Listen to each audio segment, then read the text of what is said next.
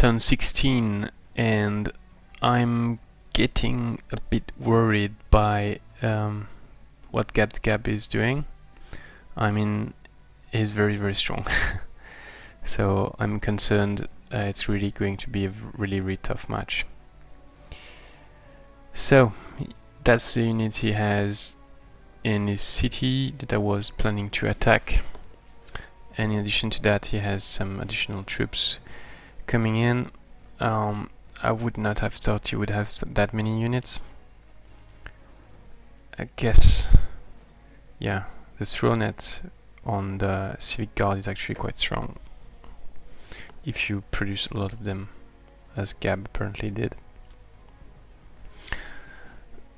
In addition to that,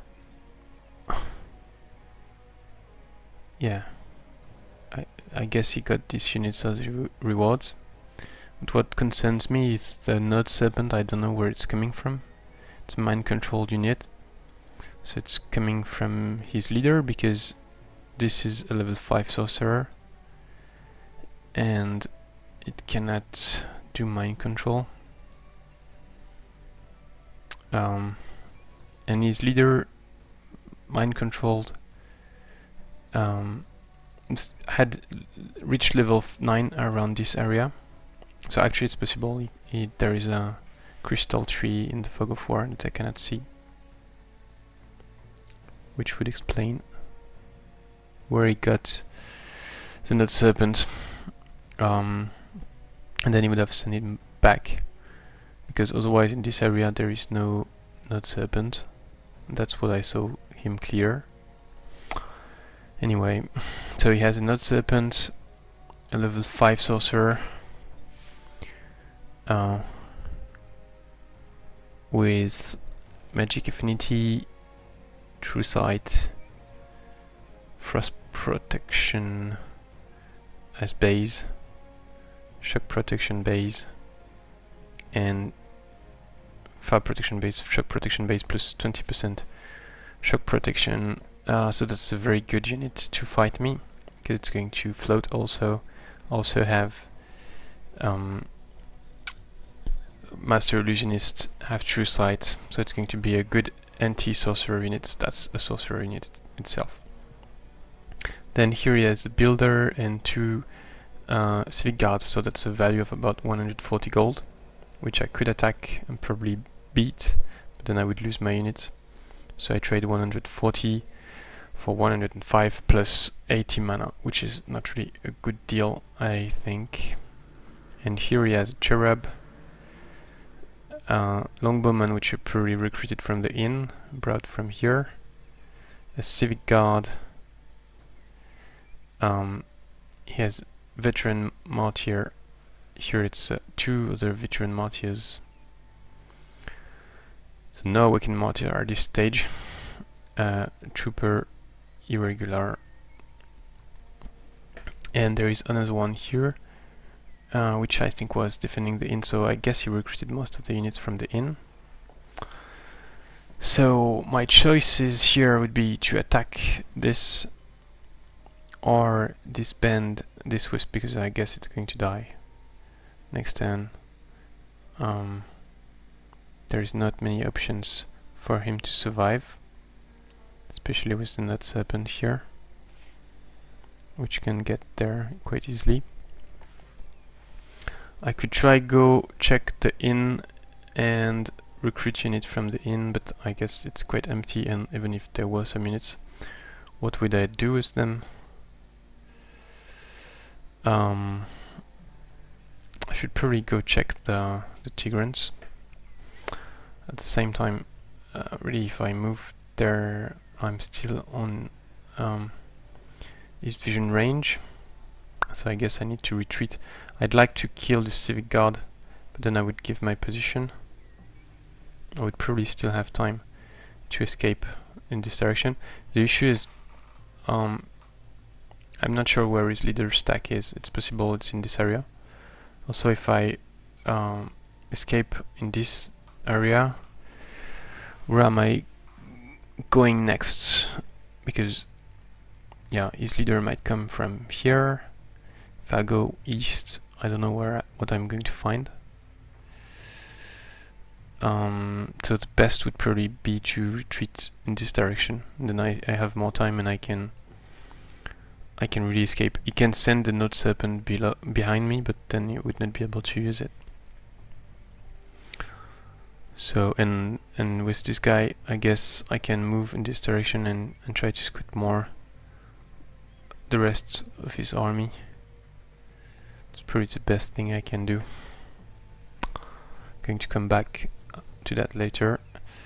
Here, spotted a mana stash, so I'm sending the Wisp to take it, and the Apprentice is continuing in this area. I might be able to try to take the Watchtower, but not really sure. Actually, I should have noted the defenders for this, I forgot. Here it's 4 Banshees and 2 Dread Reapers. So that's a small island with no cave entrance. Could be good to clear it with floating units, but otherwise not really a good place to go. Here I screwed up a bit, and I'm in trouble again because Gab has Vengeful Frost, which always tell me is a very good spell, and I don't fully agree, but actually yes, it is, because I sent the Wisp to kill a Cadaver, and I didn't take the shrine first, and the Wisp was killed one shot by Vengeful Frost, which I didn't really expect. So he has 62 mana now, plus 9, sorry. Why did his mana decrease that much? I guess that's because I'm in his domain, so he has morale penalty. It's at minus 46, it was at minus 57 last turn, I think. So it looks like he lost a Cherub and a Cadaver, I guess. That's 11. And 1 Cadaver I just killed, and I guess he lost the Cherub to Independence. So yeah, was no, that's the opposite actually. He has a new Cherub. He was at 37 with 3 Cherubs, 5 Cadavers, and now he has 46. Okay, so he has 4 Cherubs now. Quite annoying. And yeah, so the Vengeful Frost just killed the Wisp one shot. I guess that's 16 damage spell. The Cherub has 10 resistance, 12 while guarding, and I don't know if you start guarding. I guess you do start guarding, so there is a small chance you don't die. You take 14 damage or less, but there is a chance you die, and I did. So it wasted 20 mana for him, but still good. So I had to send the Crusher to beat that Cadaver and clear the shrine. Yeah. I would have liked to use a Cherub to stay in this area and use the shrine through the Fickle Mermaid, because I don't want him to have it, but that's tough, and I'm quite far now. I was a bit closer at the beginning of the turn, but still quite far from the cave entrance, and I guess I should use my Wisp differently now. So I cleared a dungeon. Was not that easy actually, but I didn't take much risk. I would have liked to befriend Griffin. I would have had to take risk, so I didn't try. And yeah, it's not easy because you've got very mobile units. So 2 Griffins, obviously, 1 Manticore Rider, and also a Warbreed with 36 movement points. So they have big range, and they are going to reach you in 2 turns, so they attacked me to charge forward. And if you don't let them attack you on the second round, actually the first round, then the turn after they can reach any area of the map where you are. So you have to let them engage you and then try to kill them, or at least incapacitate them with stunning or stuff like that. So I positioned the Ancestral Spirit in the middle so that all the fast units, so Manticore, 2 Griffins, Warbreed, can attack it with 4 X's where it can be attacked. But actually the Griffins, that was one danger I was expecting, but I was hoping it would work, but no, the 2 Griffins put themselves in one side, the Manticore on the other, and so the Warbreed could not reach the Ancestral Spirit anymore. Still, it was not bad. So the rest of my units, I put them out of range of the Griffins and the Manticore. And then I had a very dangerous option, which could have been quite successful, but also quite unsuccessful, and then very, very dangerous. It's I could use the Veil of Despair on my leader from the item, the Banshee item, and I could stun almost all, actually I could stun all the units, all the enemy units, because they were all in a 4x radius from this X, or actually this X. And I could also give them Despair and make it easier to befriend the Griffins, but it would be difficult not to take friendly fire if I position myself here for the Apprentice and the Ice Queen, and then also obviously if the stun doesn't work, then my leader is dead next turn, so that's not really a good option. And if I stay here, it's safer, but then I do friendly fire on my unit. So in the end I didn't do that, and I tried to stun the Manticore Raider for 25% chance, and 3 times, and it failed. So then I used Slayer's Dart, always have a backup. Slayer's Dart from the Theocrat, which worked, and I killed the Griffins with Apprentice, plus my AD was doing huge damage, thanks to critical. I put Touch of Faith on him for that, for criticals. He's cheerful, and also because just he's doing a lot of damage. So Slayer's Dart on the Manticore, it works. Retreat the Apprentice out of range, use Firebomb, and put the Ice Queen there to try to bait the Phalanx, but it didn't work. So I've killed 2 units, now it's 7 versus 4. I still have the Ancestral Spirit. The turn after, I'd like to heal the Ancestral Spirit with my 2 Apprentices. That's why I brought 2 Apprentices and not a Raptor, for instance. But I decided it's too dangerous because the Manticore Rider is close, the Phalanx is close. So in the end I don't do that. I just let the Ancestral Spirits die, which is fine. It's not a unit I can keep anyway. And then I actually don't remember exactly what I did. I think I stunned the Warbreed, which gives me some time. Then I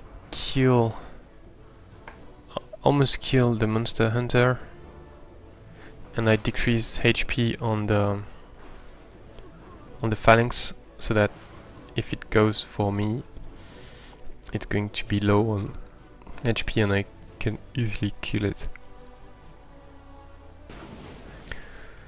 So I bring the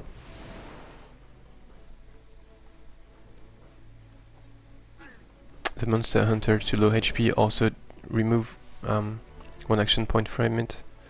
I finish the Warbreed with the Theocrat because I couldn't do a better move, and I take the 15 experience from the Killing Blow on the Theocrat, which is not my priority in terms of leveling up, because I need to get to level 9 and then get Convert.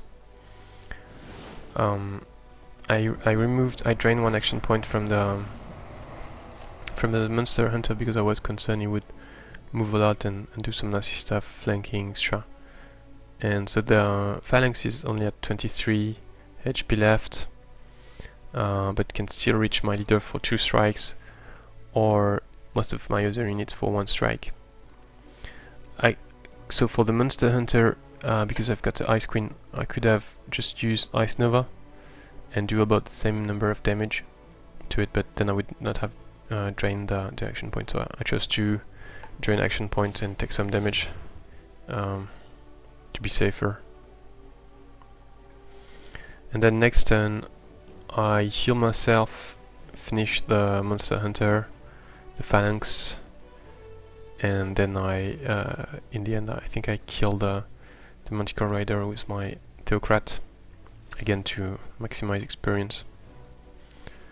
So my Theocrat should be level 6 soon,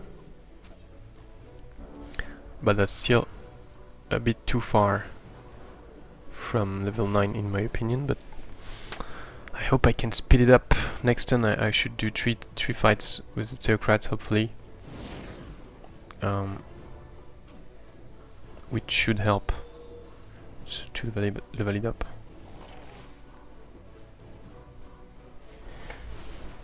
Yeah. So that was a dungeon fight. Second dungeon. I got 2 first bones as rewards plus 200 gold. There was the gold pickup here which I took. Then there's another one here in the middle of lava. So I'm going to send 1 apprentice with floating to take it because that's on water. I split in 2 groups to try to speed up experience and clearing, because I don't have that much time before Gab comes back. So there's a necromantic circle, trading floor quarry, then 3 small sites here. With the first bone I can clear the rock, which will speed movement. But obviously I'm a bit short on units here. Oh shit, I didn't pay attention to that. 4 spiders, including 2 baby spider, hunter spiders, which is very annoying. So yeah, definitely need a wisp here. And yeah, I'm going to cast 1. Hope it can help to clear this and the other sides. I'm going to scout a bit and come back.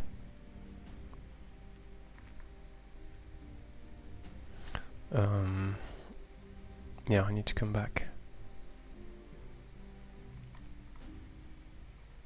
Looks like I can continue moving here. I'm a bit short on units to do good clearing actually.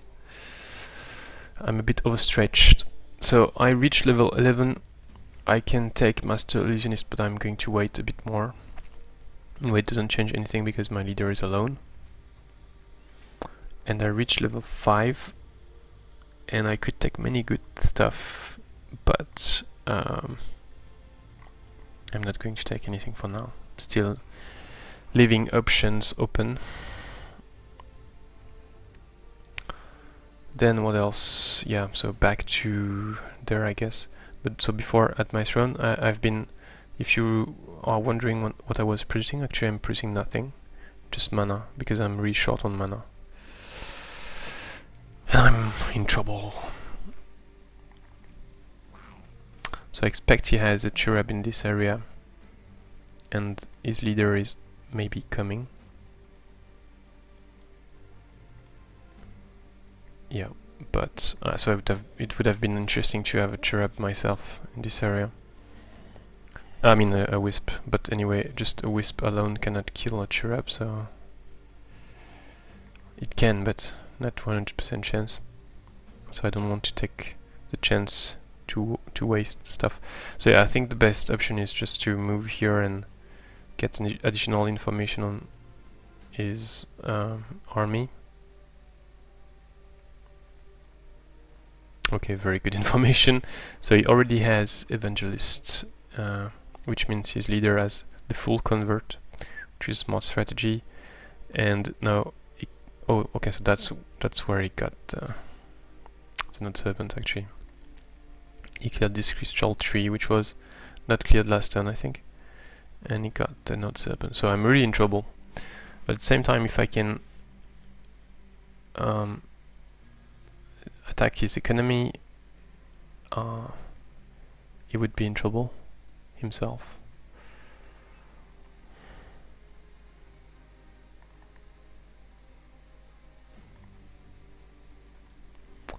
No concealed unit and an Ogre. Okay, nice from Ancient Ruins. Good play. Oh, and his throne is here, it seems. So that was interesting to send the scout here. I've got the location of his throne and a good intel about Evangelist. Yeah. So it looks like he's not leveling up. Is Martyrs that much? Okay, so now it's time to disband this Wisp and run away with the rest of my troops, so maybe run away first. Would love to kill this guy, but actually he's probably going to follow me. I can kill him later. I guess I should move in this direction.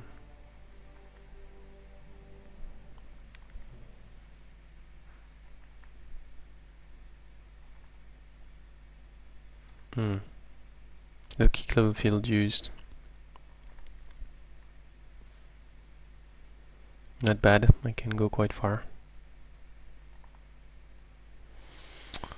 Let's hope these guys can survive, at least for some time. Okay, and I don't have any mana left, so I cannot do much else. If you noticed, I put my tier 3 units with my